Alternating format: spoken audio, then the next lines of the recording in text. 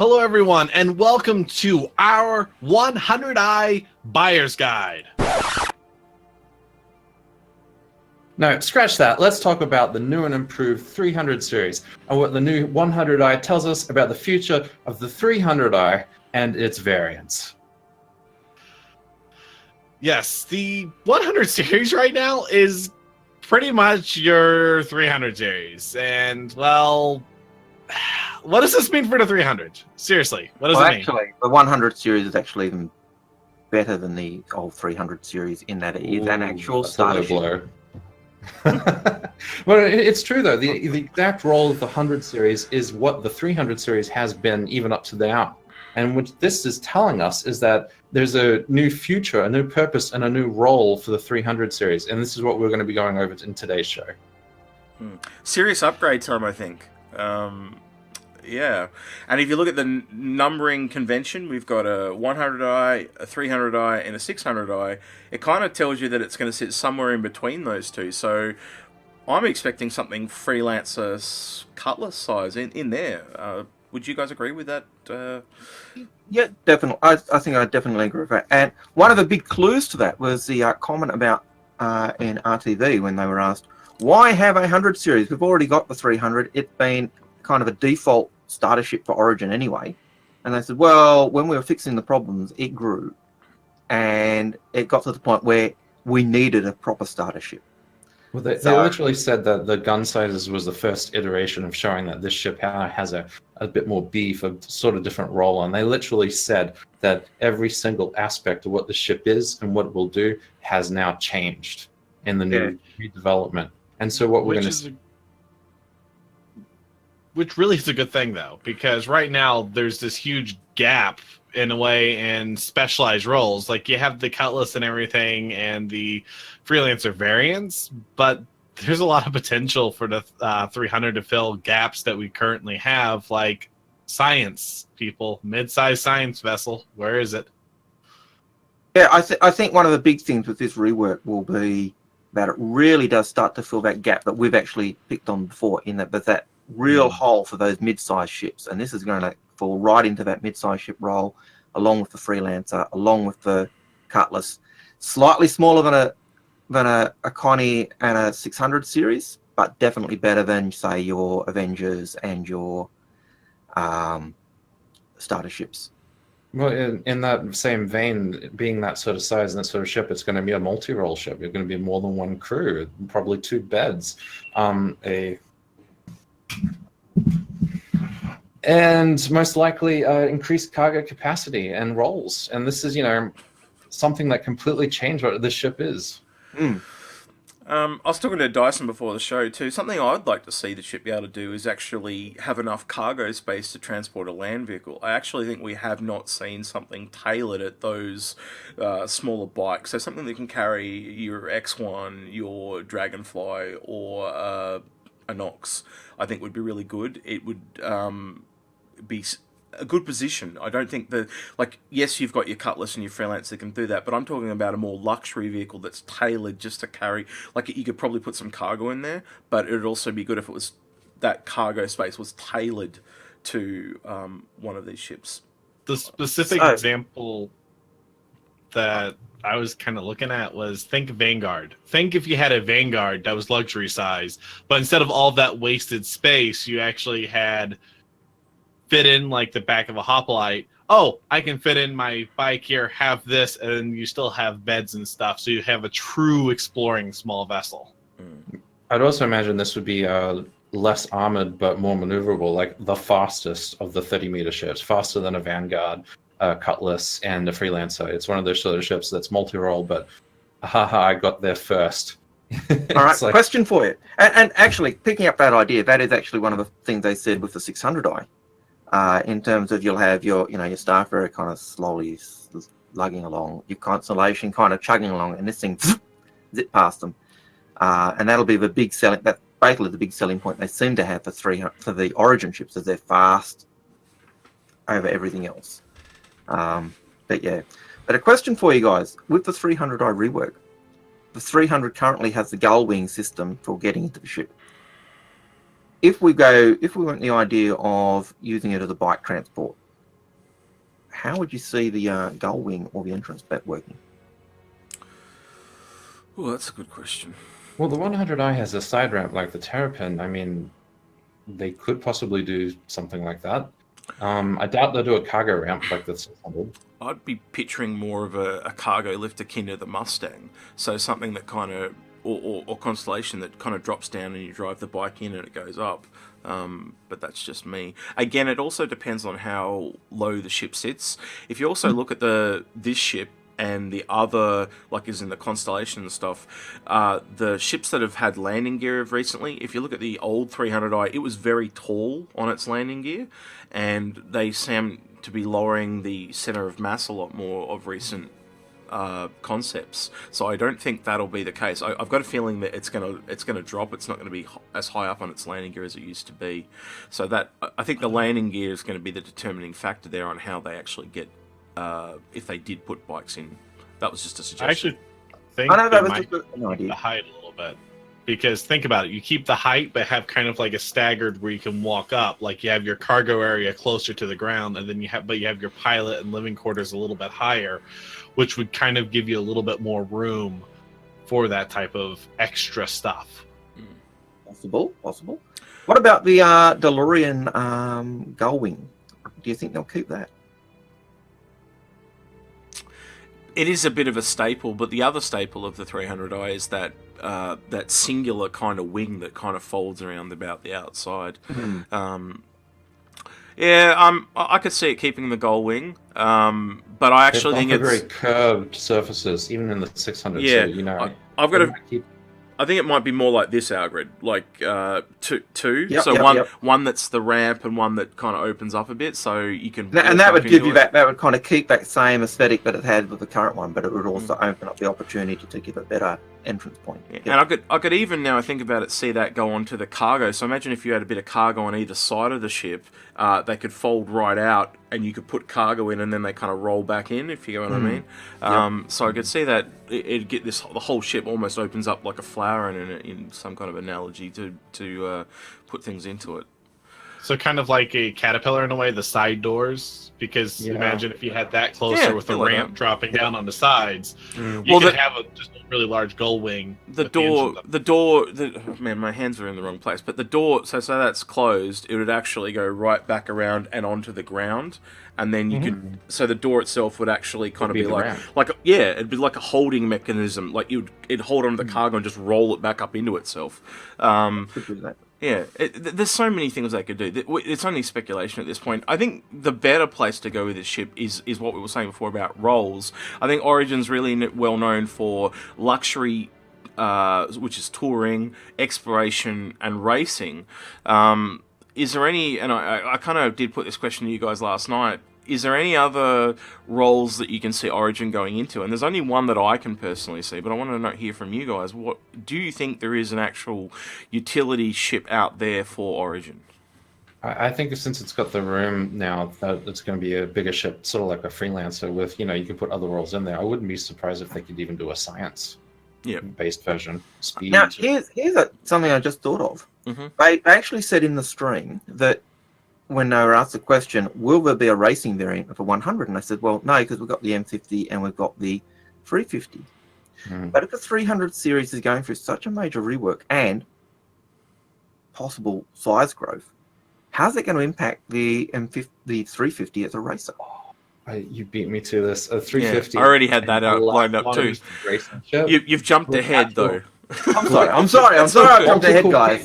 In a 350 and a tiny little bit of cargo space, that makes like the speed blockade runner even so much more fun. I mean, that becomes a I get to places sort of ship. And I've got no problem with that idea of a 350 as a blockade runner, but the question is a 350 as a racer. It suddenly loses.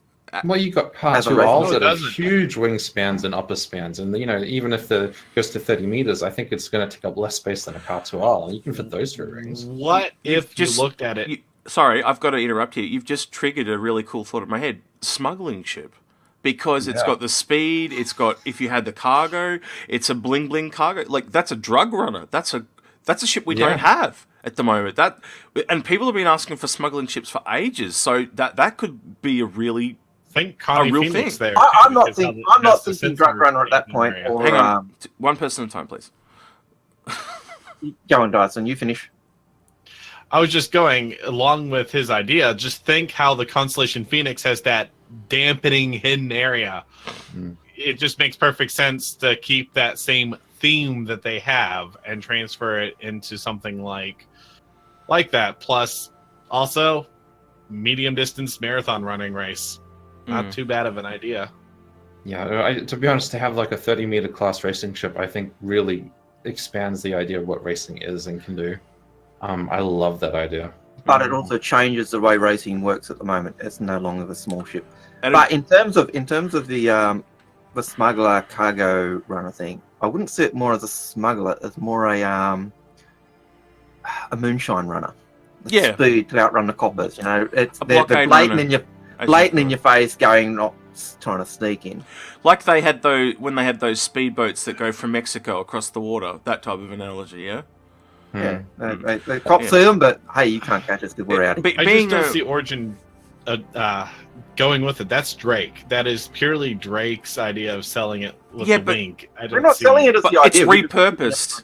It's repurposed. Right. They build it for one thing. It's the same thing with the science. Like, they could build it for really snobby-nosed scientists, but I could see someone using it as a drug lab.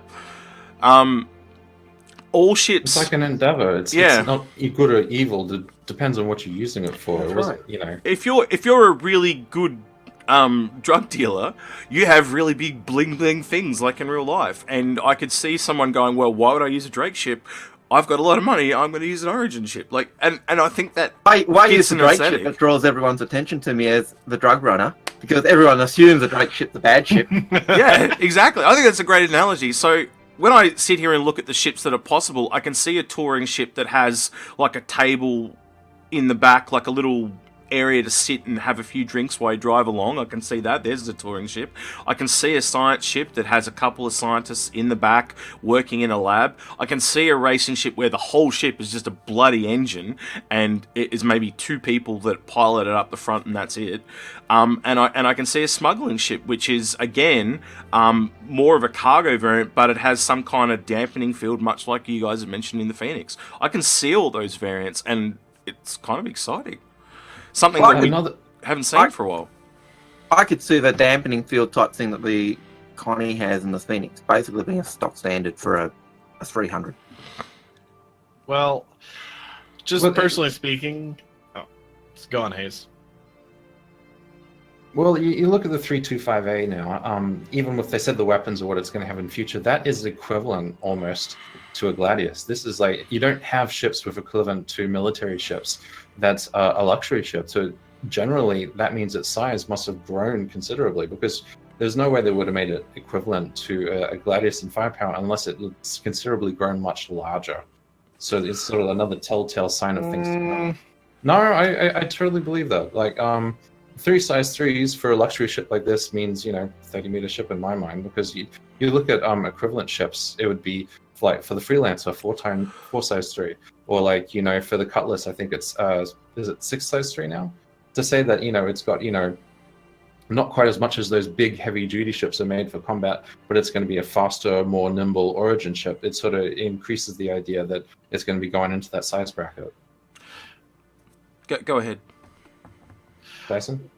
Well, as much as I'd like to see these other variants, I actually really don't see them branching as far off as that, sadly, because I think more realistically speaking, they're going to stick with what they know and what they're comfortable with and what's currently out. I think your base model's going to be your luxury touring, so you might get the cargo capacity for that. I think they're going to have some sort of military variant, which might become that runner of yours, but I see a military variant definitely being there with the 325A.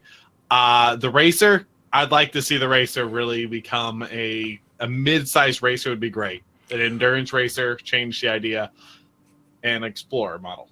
Well, okay, let's explore that a bit then. Let's take the current 300i variants and let's up them. So your touring variants there, that one's pretty much covered. You got your 125A, which is Haze has kind of just mentioned, and I agree with what he said. The 350 is just racing variant, that's still there. What are the other ones? We've got the 315P, That's and that's the exploration. That's an exploration variant, which I think is very much Origin. They'll do. Is there anything else? Is there one more that we're missing? That is it, and you might. I could see them do with the exploring variant, maybe throw in some science, but that's about it. That would be the thing. It's only 2 more variants. It's a science variant and a smuggling variant, and I think it's a really good opportunity for that. Smuggling type of would probably be the racing variant. So I think if it grows in size, you would add science to your explorer, and you would add smuggling to your 350 or possibly your 325A, being the Well, even the base model of 300, Sorry, you think the 350 could also be a smuggling variant? So you reckon racing and smuggling? Oh, okay. Well, if you're going for your speed, you're going for your bootleg, you're bootlegging. I think traditionally though, looking at other races, Algared, they seem to be very streamlined. I think it would be another variant completely. I think what Haze was about to say when I interrupted him, sorry, it's more likely to go into the default touring variant. So you'd have a touring with a little bit of cargo. I think if they were to go that route. Yeah, but so that comes back to the point I was making about the racer before. We've got a size increase. It's no longer going to fit into the normal thing we've got for racers. Currently, every racer is a single pilot ship. Well, that probably is.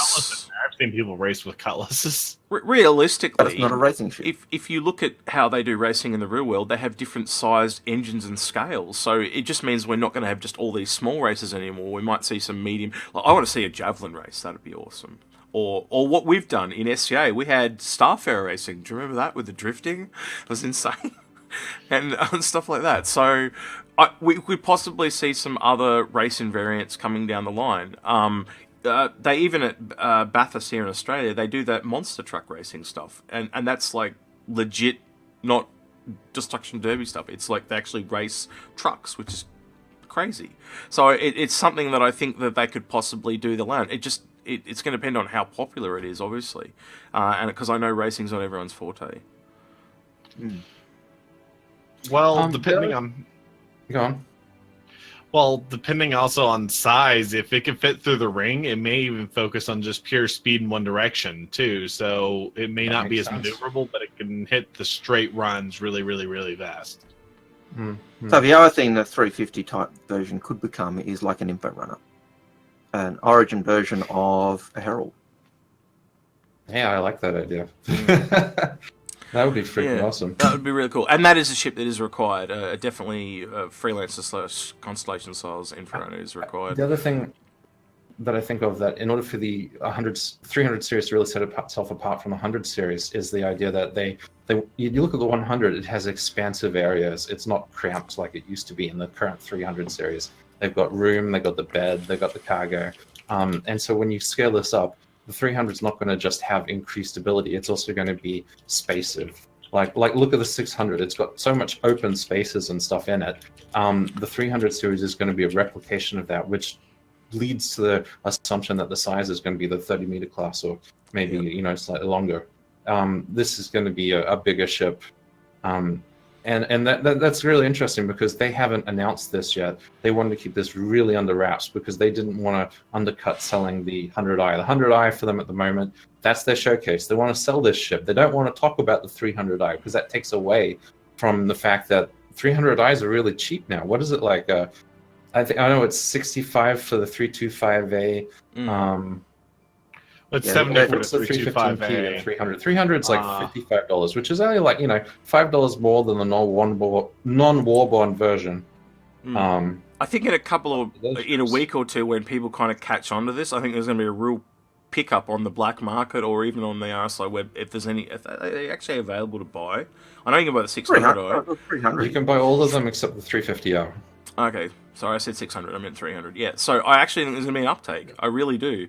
I think this is they've kind of played their hand a little early, and I think they're hoping to kind of get away with it. I wouldn't be surprised if it's the next concept sale, to be honest, because the longer they leave it, the worse it's going to be. If this is a 30-meter ship and they're currently selling for 55, I think it's 50 or 65. I forget all the ones, but they're around that 55, range. 55, right? 65, 70, even if we and like look at 125 or so. Okay, yeah. Well, the thing is, these ships would have to go up in price to match the Cutlass and Freelancer, though. So, at the moment, this may be one of the best buys you can get, and they're trying to keep it under wraps so people don't jump ship. Yeah, well, get those instead of the 100s. If you want to get a rough idea, even at minimum size growth of the 300 series, look at the Avenger. So the growth size in the Avenger from that, I think they said 5 meters length, 5 meters width, and 1 meter height was the actual metric in the base growth that it's gone through. I can't see, based on what they've said in that little throwaway comment, which we weren't supposed to pick up on, I imagine, that the 300 series is going to grow by less than that. And I imagine it'll grow by more. If you kind of look at it, so what we're talking about is the size of the growth. I can't see it being any smaller than a Cutlass. Again, with what Haze has mentioned about the guns is another tip to that. Yep. The site, like it's too similar to the 100 if it doesn't grow. That's right. It just doesn't make sense. And if they just do a growth size, 600, that progression has to be there. Yeah, and if they just do a size growth, there's going to be that. It's just not going to look good. So they're going to need to add extra components in or add extra things in, and that probably does mean the extra crew. It probably does mean the extra cargo. It probably does mean the extra functionality and functionality. But we can probably also say, okay, it'll be less than a 600. It'll be less than a Connie. It'll be more than a 100, an Aurora, a Mustang, an Avenger, but it's going to be somewhere in that Freelancer Cutlass range, and that's probably the best takeaway we can go from on it. And I'm kind of surprised everyone's complaining about the 100i, and I'm surprised other people haven't picked up on this. But hopefully, when we do this episode, we get the word out and get the discussion going. Hopefully, so yeah, the 100i sell is the big word. 300. Take notice. buy those cheap buy your little LTI tokens now and upgrade to the 300s when they're cheap. I'm almost surprised with the way COG have been of late that they didn't actually take them off the store, because that's another little interesting thing that we can. It's a little bit of a sidestep, but I do want to actually talk about the LTI tokens not being available on credit ships real quick, if that's okay with you two or three. Right. Sorry, let's keep it short. Keep it short, but yeah, I've been saying over the last little while, they're getting greedier and greedier, and I do find this is a little bit of a kick to the nuts. I understood for the LTI game packages because they knew that would have flooded the grey market. 100%. And that was smart. 100%. But for the actual standalone tokens, I mean, who doesn't have thousands of LTI tokens already from cheaper ships? And it's a nod to what I've been saying, is they're getting more and more. I think whoever their new market guy is that they've got in the last couple of years, he's quite aggressive, and I'm expecting it to start to hurt them in a little bit, because they're getting a bit more money focused and a lot less customer focused. And let's be honest, CIG and this whole project is very community focused, and we've seen in the last couple of weeks some YouTubers doing videos on just give LTI to everybody, and things like that. So there's this huge... People are starting to kick back a bit, and I think this is another thing that's going to get people a bit ticked off. Well, it also really supports the gray market, because honestly, as soon as you start going this, even if it's just a small perk, as they keep emphasizing, it's just going to make the gray market people be able to jack up their prices or send more people towards there, and not actually putting money in CIG's pocket, which they would be getting if they did it.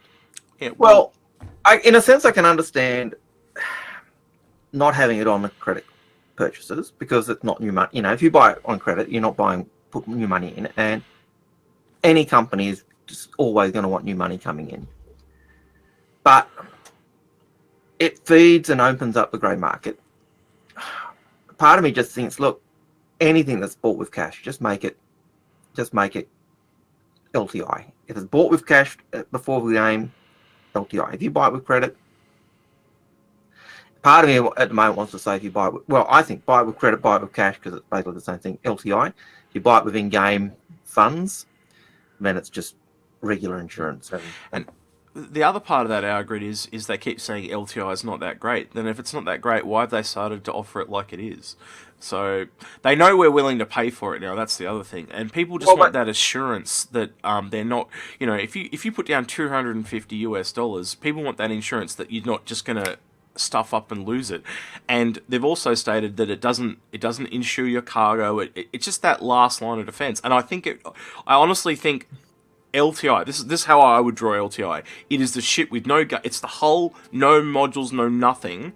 That's LTI, and so you just can't lose all that, but you get it back, and you got to put all the modules and all that back in. That's right. And and that's what didn't LTI they already should be. say that regular insurance you'll never lose any ship that you bought, which kind of means to me LTI they need to kind of lean toward the idea of you pay less when you lose your ship or something like that.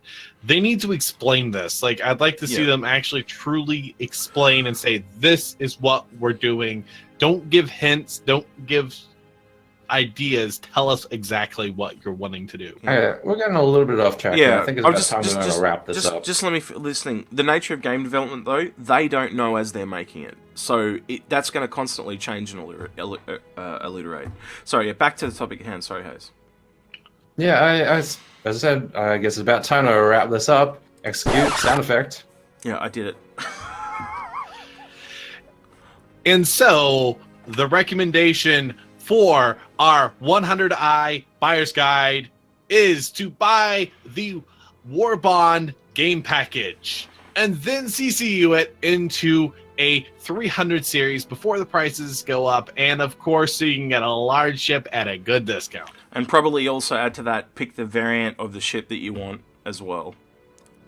I'd add that in there as well. So if you want a racer, get the... Well, you can't get the 350. Yeah. So, anyway, that ends our 300i recommendation buying list guide. And that wraps up another episode of the Inforunners. This was Haze. Up above, we have Execute. Bye. Algared. And Dasein was here. Bye, guys. Catch you around. Take care.